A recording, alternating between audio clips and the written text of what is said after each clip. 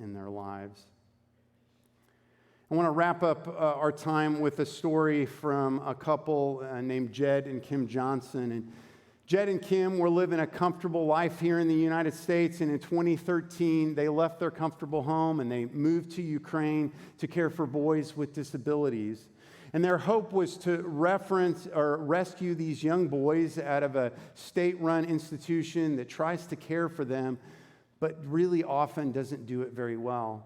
And they wanted to move them into more home-like settings where these boys could be cared for uniquely and uniquely loved as the individual, beautiful creations that they are with their own unique challenges. But the first boy that they were able to deinstitutionalize was a young man named Vlad. And here's a picture of Vlad with Jed.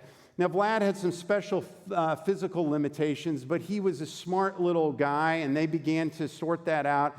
And here's what's amazing. They didn't just take him out of the institution. When they moved to Ukraine, they had 4 kids of their own, and they adopted Vlad into their family.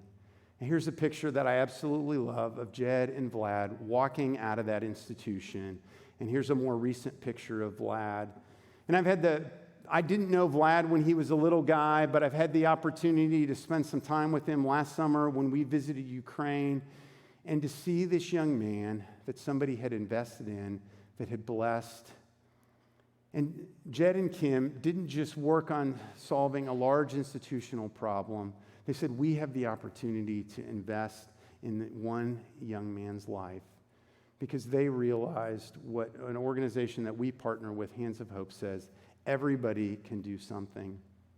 And I think it's easy for us to look around in a world that's broken and to think, man, I can't do anything. I can't make a real impact. And I wish those people, those that are in charge, would do something about it.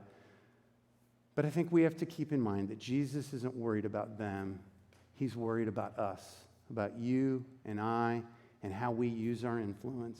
And I want to just simply challenge us as a church to use our influence like David did and model Christ's love to a world in need. Would you pray for me? Or